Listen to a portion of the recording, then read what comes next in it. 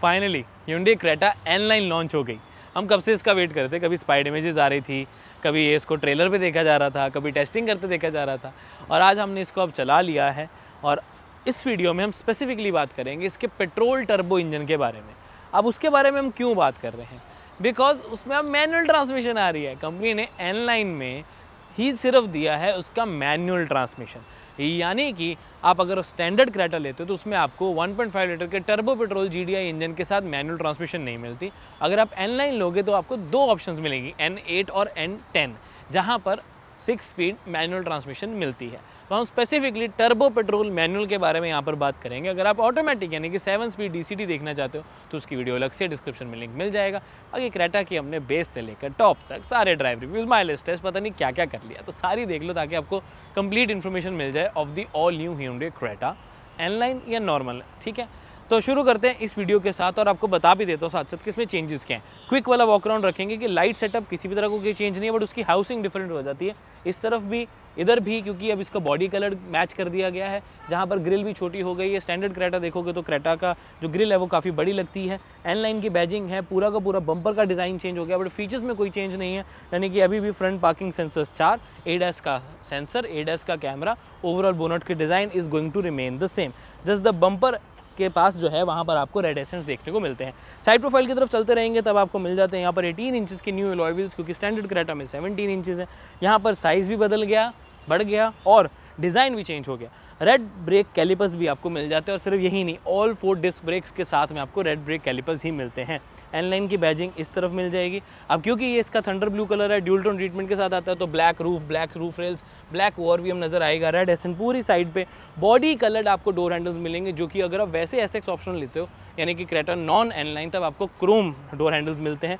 Additionally जो ये पूरा पीछे तक आ रहा है A-B पिलर के साथ जो गार्निशिंग दी गई है वो भी ब्लैक है यहाँ पर। इवन अगर आप बाकी कलर्स भी देखोगे वहाँ पर भी ब्लैक ही दिया गया। बट अगेन अगर आप देखते हो इसका स्टैंडर्ड क्रेटा जो कि वहाँ पीछे खड़ी है उसमें आपको सिल्वर फिनिशिंग देखने को मिलती है, तो वो भी मैं उसकी फ़ोटोज़ वीडियोज़ लगाता रहूँगा। और वहाँ पर आपको जो डोर हैंडल्स हैं वो भी क्रोम नज़र आते हैं। पीछे की तरफ से लेंगे तो अगेन वही डिस्क ब्रेक कैलिपर्स जो हैं वो आपको रेड मिलेंगे।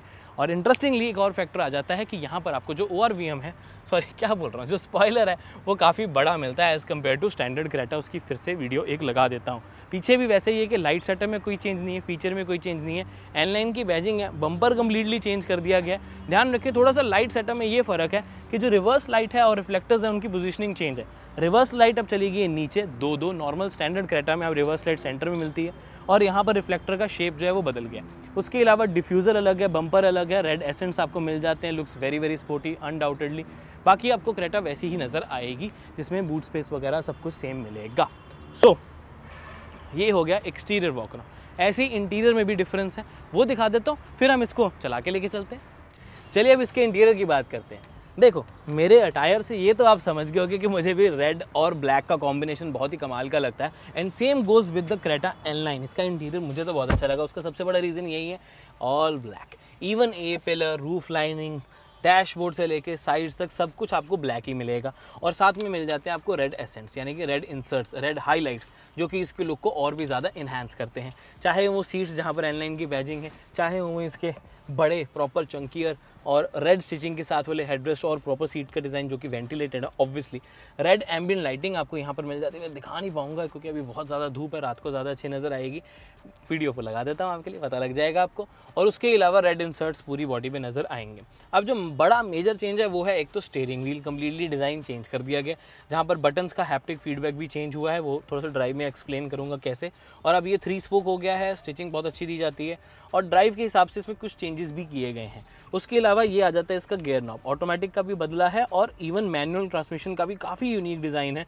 N-Line की बैजिंग भी मिल जाती है, और थोड़ा सा आफ्टर मार्केट वाली फील आती है, मतलब क्वालिटी टर्म्स में नहीं, डिज़ाइन टर्म्स में। हालांकि क्वालिटी इज़ रियली गुड, ऐसी कोई बात नहीं है, बट हाँ आपको डिज़ाइन वाइज ऐसा लगता है कि यार ये किसी ने कस्टम बिल्ट है, ये फैक्ट्री फिटेड या Hyundai का टिपिकल डिज़ाइन तो नहीं लगता। और क्या चेंज किया गया है कि यहाँ पर आपको ड्यूल कैमरा मिल जाता है डैश का, यहाँ नहीं नज़र आ रहा क्योंकि वो एक ऑप्शन है। वैसे ही मैट्स हैं वो भी एज एन एसेसरी N-Line की बैजिंग वाले आप ले सकते हैं, वैसे ही आप डैश कैमरा ले सकते हो ड्यूल कैमरा वाला।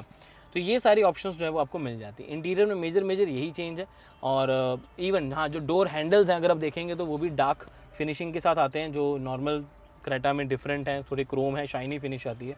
तो अगेन वो तो आएगा ही, क्योंकि वहाँ ड्यूल टोन ट्रीटमेंट है, वो लोगों को कईयों को रूमियर ज़्यादा लगता है, अच्छा भी लगता है, इसमें कोई डिनाइबिलिटी नहीं है। बट हम चलो अब इसको अब ड्राइव करते हैं और समझते हैं कि क्या एक्चुअल में ड्राइविंग में कितना फ़र्क आया है। चलो अब हम चला रहे हैं the 6 speed manual transmission of the new turbo petrol engine. Creta में ये इंजन अभी आया था, देखो अभी जो जनवरी में लॉन्च हुआ था, और उसमें उन्होंने तब सिर्फ और सिर्फ 7 DCT दिया। अब कार एंथुसियास्ट को तो मैनुअल चाहिए होता है ना, तो उन्होंने कहा हम मैनुअल को एन लाइन के लिए बचा के रखेंगे, special transmission for the special variant. अब ये जो स्पेशल वेरिएंट एन लाइन हो जाता है, इसमें 6 स्पीड मैनुअल ट्रांसमिशन का मतलब ये है कि हर किसी के फेस के ऊपर रहने वाली ये स्माइल। अगर आप पावर का मतलब शौक रखते हो, शौकीन हो इन चीज़ों के कि आपके हाथ में पावर रहे, आप एक्सलेरेट जब करना चाहो, ओवरटेक करना चाहो, किसी तरह का कोई डिले ना आए, है ना आपके लिए द 6 स्पीड मैनुअल ट्रांसमिशन। अब हम बात करते हैं इसके फ़ायदे और नुकसान के बारे में। देखो फ़ायदा, पहला नंबर 1 फ़ायदा वो ये है कि आप जब एक्सलेरेट करना चाहते हो, आपको लगता है कि यार मुझे इसको ओवरटेक करना है, मुझे एक सडन टॉर्क चाहिए, ठीक है। यूजुअली हम 7 DCT में क्या करते हैं कि एकदम से रेस देते हैं, वो समझता है, गियर चेंज करता है। लेकिन इस केस में हाँ एक और चीज़ होती है कि हम पैडल शिफ्टर्स का इस्तेमाल करते हैं, तो वो भी एक अच्छी ऑप्शन रहती है, वो भी आपको एक मैनुअल वाला फन दे देती है। बट जो मैनुअल ट्रांसमिशन होती है उसका अलग ही मज़ा होता है। अब अगर मैं ओवरटेक एकदम से थ्रस्ट चाहता हूँ, अभी मेरा ये चल रहा है 6th गियर, चल रहा है 8th गियर, ठीक है, मैंने 4th पे शिफ्ट किया, रेस दी और मैं उसको फील कर पा रहा हूँ। मैं 3rd भी डाल सकता था, जिस तरह की इसके इंजन के गियर रेशोज़ हैं, मैं 3rd भी डाल सकता था। ऑलरेडी 120, 130, 140 और ये पहुंचा 150। This is how it goes. मतलब मज़ा आता है इस व्हीकल को चला के, और मैनुअल ट्रांसमिशन का अपना बेनिफिट मिलता है। बट मैनुअल ट्रांसमिशन का थोड़े से ड्रॉबैक्स भी आते हैं। वो आ जाता है आपका लेफ्ट फुट का दर्द। हाईवेज़ पे तो देखो अच्छा लग रहा है मैनुअल, बट सिटीज़ में क्या, तो सिटीज़ के लिए थोड़ा सा तो आपको ध्यान रखना पड़ेगा कि ऑटोमेटिक के कंपैरेटिवली आपको थोड़ा थकान हो सकता है।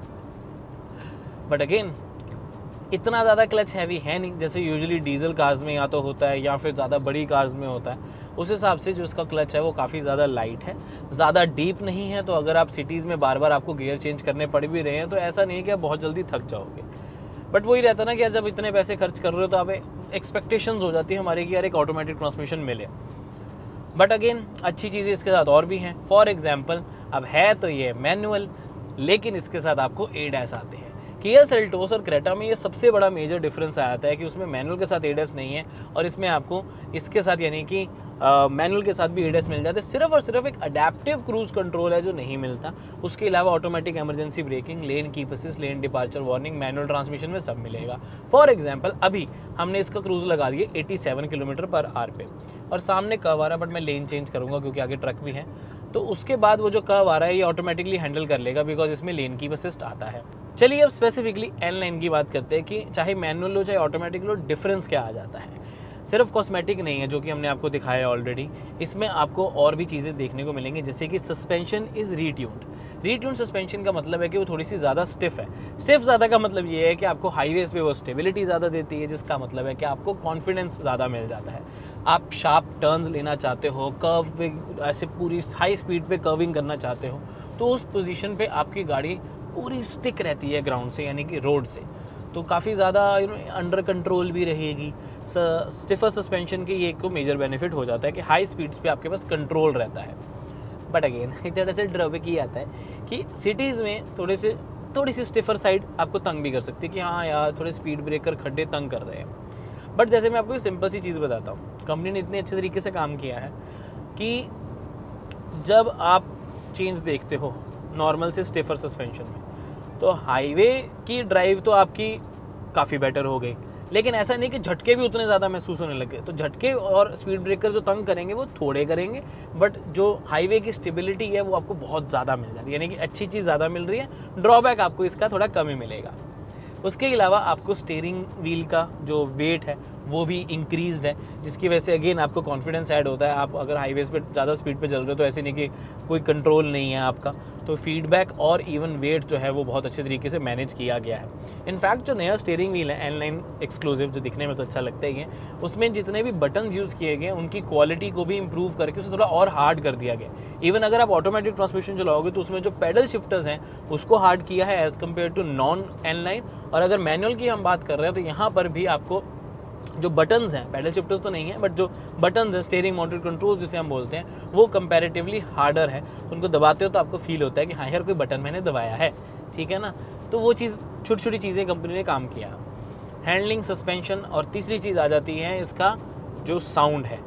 अब इनकी ट्विन एग्जॉस्ट की वजह से थोड़ा सा 19-20 साउंड का थोड़ा सा फर्क पड़ा है कि और ज़्यादा स्पोर्टियर लगने लगी है। बट अगर आप एक्सपेक्ट कर रहे हो एक स्पोर्ट्स कार वाली साउंड, तो वो नहीं है, बिकॉज इंजन तो वही आवाज़ जनरेट कर रहा है, सिर्फ और सिर्फ एग्जॉस्ट थोड़ी सी एक नोट जो है एग्जॉस्ट नोट वो थोड़ा सा बेटर हुआ है in terms of sportiness. But मैं सच्ची बताऊँ उसका इतना ज़्यादा पता लगता नहीं है। वो अगर आप स्पेसिफिकली किसी को बताना चाहते हो, किसी को नोटिस करना है, तो आप कर पाओगे। फॉर एग्जाम्पल वेन्यू का एग्जॉस्ट काफ़ी अलग लगता है। वो अगर सड़क पे ऐसे कहीं से निकलती है तो पता लगता है कि यार ये स्टैंडर्ड वेन्यू नहीं, this could be the N-line, और वो निकलती भी N-line है, कुछ अलग लगती है। लोगों को लगता है कि हाँ मैं भी खुद मॉडिफाई करवाई है, बट उन्हें क्या पता कि फैक्ट्री फिटेड आता है। बट ऐसा आप क्रेटा में फील नहीं करोगे, उतनी ज़्यादा आवाज़ का डिफरेंस नहीं आता है कि आप कहो कि हाँ भाई कोई और ही गाड़ी जा रही है। वो फ़र्क जो आता है वो आता है इसके लुक्स में। तो लुक्स हमने आपको ऑलरेडी दिखा दिए हैं। डिटेल वॉक अराउंड देखना है तो ऑलरेडी चैनल के ऊपर अपलोडेड है, उसे चेकआउट कर सकते हैं। ऑटोमेटिक का रिव्यू भी अवेलेबल है, क्रेटा वर्सेस सेल्टोस भी अवेलेबल है, और बहुत जल्द क्रेटा नॉर्मल यानी कि नॉन N-line और N-line का कंपैरिजन भी अपलोड हो जाएगा, तो उसे भी चेकआउट करना ना भूलें। और बाकी ऑब्वियसली जो हमने इसका ड्राइव रिव्यू किया था क्रेटा का, जहाँ पर हमने इसके विजिबिलिटी, IRVMs, ORVMs, माइलेज तो अभी हम डिस्कस कर ही लेंगे। साथ में हमने इसकी बात की थी नॉइस को क्या बोलते हैं वो, NVH, हाँ NVH लेवल्स के बारे में हमने बात की है। तो इस तरह की डिटेल्ड अगर आप देखना चाहते हो कि क्रेटा के बारे में इन डेप्थ, तो उसकी वीडियो अलग है, तो उसे आप चेकआउट कर सकते हैं। हम सारी डिटेल्स ना एक ही वीडियो में स्क्रीन डालते हैं, क्योंकि फिर वो तो पूरी फिल्म बन जाएगी। तो इसलिए जिसको जो देखना है वो चीज़ अवेलेबल है आपके लिए।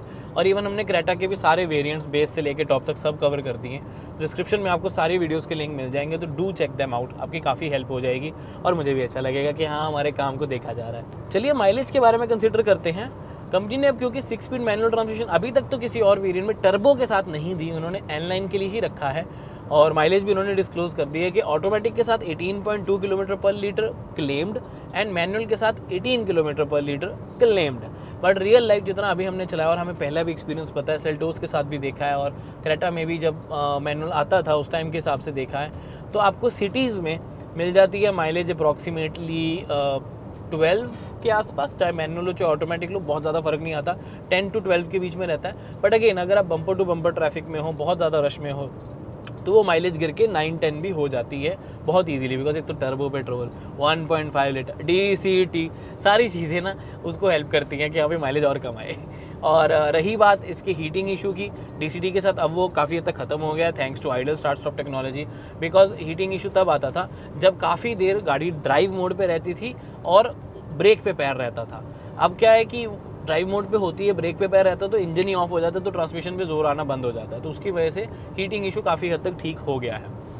Okay, idol start stop technology से आपकी माइलेज में भी फ़र्क पड़ता है, वो माइलेज और इंक्रीज़ हो जाती है। बट उससे पहले मैं हाईवे की बता देता हूँ। तो हाईवे पे आप आराम से 16 to 20 किलोमीटर पर लीटर की माइलेज अचीव कर सकते हो, डिपेंडिंग आप कितनी स्पीड पे जा रहे हो, कितने लोग बैठे हैं, गाड़ी में कितना सामान है, AC कितने हैं, ब्लास्ट पर चल रहा है, टायर में हवा कितनी है। ओके, अब आते हैं आइडल स्टार्ट स्टॉप टेक्नोलॉजी पे। आइडल स्टार्ट स्टॉप की टेक्नोलॉजी ना तब तक तो फुल कारगर है जब तक आप रेड लाइट पे रुक रहे हो या आप पता है कि ज़्यादा देर रुक रहे हो। लेकिन अगर आप बम्पर टू बम्पर ट्रैफिक हो जिसमें एक सेकंड में आप 2-2 सेकंड में फिर बढ़ रहे, फिर रुक रहे हो, फिर बढ़ रहे, फिर रुक रहे हो, फिर बढ़ रहे, फिर रुक रहे हो, तो उस सिचुएशन में आइडल स्टार्ट स्टॉप टेक्नोलॉजी को आप यहाँ से ऑफ कर देना, क्योंकि तब आपकी माइलेज कम नहीं हो, मतलब बढ़ेगी नहीं, कम हो जाएगी बल्कि, ठीक है ना। तो उतना असर उसका रहता नहीं है फिर, क्योंकि बार बार इंजन स्टार्ट हो रहा है तो उस पर फ्यूल ज़्यादा लगता है बल्कि, तो उस चीज़ का ध्यान जरूर रखिए। तो अगर आपको लगता है कि आपके पास कोई भी गाड़ी जिसमें आइडल स्टार्ट स्टॉप टेक्नोलॉजी है उसकी माइलेज आ नहीं रही उतनी, तो एक बार कंसीडर करना है कि क्या आप उसे बम्पर टू बम्पर ट्रैफिक में यूज़ कर रहे हो। अगर कर रहे हो तो यहाँ पर एक छोटा सा बटन दिया होता है, उसको दबा के उसको ऑफ कर सकते हो। बाय डिफ़ॉल्ट वैसे वो ऑन रहता है ताकि रेड लाइट्स पे तो एटलीस्ट आपका फ्यूल बच जाए। अब एक और डिफरेंस है, शायद आपको हर कोई ना बताए, यहाँ पर आपको ब्रेकिंग का डिफरेंस भी मिलता है। ऑल फोर डिस्क ब्रेक्स तो चलो दोनों ही गाड़ियों में है, यानी कि नॉन N-line और N-line में, यानी कि स्टैंडर्ड क्रेटा में। बट कंपनी का कहना है और मुझे भी बहुत ज़्यादा फील हुआ है कि ब्रेकिंग में कॉन्फिडेंस और ऐड हुआ है मेरे अंदर और बाइट आपको ज़्यादा मिली है। तो अब again with great power comes great responsibility, uncle Ben ने कहा था, तो उसकी वजह से Hyundai कंपनी ने आपको ब्रेकिंग भी और ज़्यादा अच्छी स्ट्रॉन्ग प्रोवाइड की है इसके अंदर। तो हाँ, उस हिसाब से गाड़ी चलाने का मज़ा आएगा आपको। अब ऑटोमेटिक ट्रांसमिशन और मैनुअल ट्रांसमिशन में कुछ चीज़ों का फ़र्क है। देखो, एक तो पैडल शिफ्टर्स, ठीक है, यहाँ पर आपको नहीं मिलते। ड्राइव मोड्स, ट्रैक्शन कंट्रोल यहाँ नहीं मिलते। तो यहाँ पर टेक्निकली कोई भी स्पोर्ट्स वेरिएंट अलग से नहीं है, इस चीज़ का ध्यान जरूर रखें। तो जो ये डिस्प्ले है वो आप यहाँ से चेंज कर सकते हो, मतलब कलर स्कीम चेंज करना चाहते हो तो अपने टच स्क्रीन से कर सकते हो, बट इस चीज़ का ध्यान जरूर रखें कि वो ड्राइव मोड क्योंकि नहीं है तो ड्राइव मोड से वो चेंज भी नहीं होती। तो और स्पोर्टी एक्सपीरियंस चाहिए तो आपके पास मैनुअल ट्रांसमिशन है तो गियर उस हिसाब से आप चेंज कर सकते हो जैसे भी आप करना चाहो। But overall 1.5 turbo GDI 160 PS 253 newton metre torque हर किसी को पसंद तो आता है, इस बात में तो कोई डिनाई है ही नहीं, क्योंकि यार इस सेगमेंट का सबसे पावरफुल इंजन है। इस सेगमेंट की ये दो गाड़ियाँ बेस्ट हैं, क्रेटा और सेल्टोस। सेल्टोस इसलिए अगर किसी को मिडल वेरिएंट्स लेने हैं, वैसे मैं अभी क्यों बता रहा हूँ, आप हमारी क्रेटा वर्सेस सेल्टोस की वीडियो देखो, हमने अमित सर के साथ बनाई थी, फ्री बैठे थे तो हमने कहा कि यार ये टॉपिक अच्छा बनाना चाहिए, वो वाली वीडियो देखो, उसमें आपको काफ़ी क्लैरिटी मिलेगी कि आपके लिए क्रेटा सही है या फिर सेल्टोस। ठीक है, देखोगे ना, पक्का प्रॉमिस।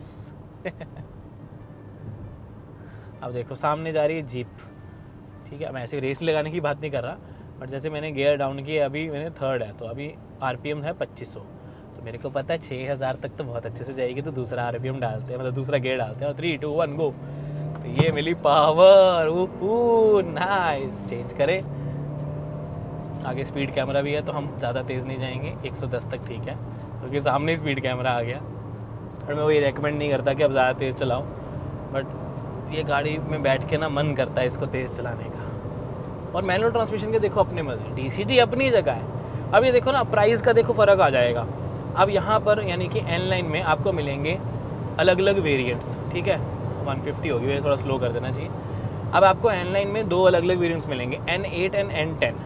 1.5 लीटर टर्बो पेट्रोल तो है, इंजन वही है, लेकिन आपको मैनुअल ट्रांसमिशन भी मिलती है 6 स्पीड, और 6 स्पीड आपको 7 स्पीड DCT भी मिलता है, तो टोटल 4 वेरिएंट्स हो जाते हैं। और जिसकी वजह से ये एक्चुअली में SX ऑप्शनल में अगर आप टर्बो पेट्रोल लेना चाहते हो तो ये सस्ती पड़ती है नॉर्मल क्रेटा से। क्यों? क्योंकि उसमें मैनुअल ट्रांसमिशन है, इसमें मैनुअल ट्रांसमिशन, उसमें सिर्फ और सिर्फ DCT आता है। तो उस वजह से कहीं ना कहीं अगर आपको N9 भी चाहिए, आपको टर्बो पेट्रोल भी चाहिए, और आपको एक ऐसे ब्लैक थीम, स्पोर्टी इंजन, ये सब चाहिए ना, तो N9 मैनुअल ट्रांसमिशन भी आप कंसिडर कर सकते हो। बट आपके मन में अगर थोड़ा सा भी ख्याल आता है कि यार नहीं यार, गाड़ी तो ऑटोमेटिक लेनी है, जब मैं इतने 19-20 लाख 21-22 लाख ऑन रोड तक लगा रहा हूँ तो यार मैं डिज़र्व करता हूँ कि एक ऑटोमेटिक गाड़ी हो, हाँ, तो फिर तो आप डेफिनेटली इसका DCT वेरिएंट ही लेना। N9 नहीं चाहिए, माइलेज आया चाहिए, तो फिर डीजल ऑटोमेटिक देख सकते हैं। बट अगर माइलेज आपको लगता है कि उतना बड़ा कंसर्न नहीं है, मुझे पावर, थ्रस्ट, N9 वाली डिज़ाइनिंग, ऑल ब्लैक इंटीरियर, ये सब चीज़ें चाहिए, तो definitely you should go for N9। अब इंटरेस्टिंगली अलग अलग कलर ऑप्शंस अवेलेबल हैं। ये है थंडर ब्लू, इस तरफ देखेंगे तो आपको इसका ब्लैक कलर मिल जाता है, और इस तरफ मिल जाता है इसका नया टाइटन ग्रे एक्सक्लूसिव कलर, जो कि सिर्फ और सिर्फ इसके लिए रखा गया, और वाइट में भी अवेलेबल है। 3 मोनोटोन, 3 आपको मिल जाते हैं ड्यूल टोन। आपका बेस्ट कलर कौन सा लग रहा है आपको नीचे कमेंट करके ज़रूर बता देना। मैं वैसे सच्ची बताऊँ, लेना है तो ये वाला मुझे बहुत अच्छा लगा। रियल लाइफ में भी अगर आप इसको देखते हो, रोड प्रेजेंस वाइज भी काफ़ी ज़्यादा उठकर आता है, और टू बी वेरी ऑनेस्ट ना, जो डिज़ाइन वाइज मुझे ये डिज़ाइन उतना ज़्यादा अच्छा लगा नहीं है, ये वाला जो बॉडी कलर इन्होंने ग्रिल के बीच में कर दिया। तो कहीं ना कहीं अगर आप ब्लैक लेते हो या फिर अगर आप ग्रे लेते हो तो वो थोड़ा सा छुप जाता है। ब्लू और वाइट में नज़र ज़्यादा आएगा, मुझे ऐसा लगता है, तो मुझे पर्सनली वो उतना अच्छा नहीं लगा। आपको ये डिज़ाइन या फिर कलर कौन सा अच्छा लग रहा है नीचे कमेंट करके अपना ओपिनियन ज़रूर देते। मेरी माने तो मैनुअल लेने का थोड़ा सा बेनिफिट यही हो जाता है कि उसके प्राइस कम पे करनी पड़ती है, ऑप्शंस आपको मिल जाते हैं 2 वेरिएंट्स के, N8 N10, तो दोनों परचेज़ कर सकते हो। बाकी अगेन वही कहूँगा कि क्रेटा को और डिटेल में समझना चाहते हो, क्रेटा वर्सेस सेल्टोस देखना चाहते हो, तो डिस्क्रिप्शन में आपको लिंक मिल जाएगा, सारी वीडियोस आपके लिए अवेलेबल हैं। So this was everything regarding the Hyundai Creta N-Line, the manual transmission, the new 6-speed manual transmission with all the N-Line tweaks and a better performance oriented vehicle. उम्मीद है video अच्छी लगी होगी, यहाँ तक देखी लिया तो लाइक शेयर सब्सक्राइब करना ना भूलें। मैं मिलता हूँ आपसे अगली वीडियो में। Until then, drive safe, take care, love you guys, bye bye.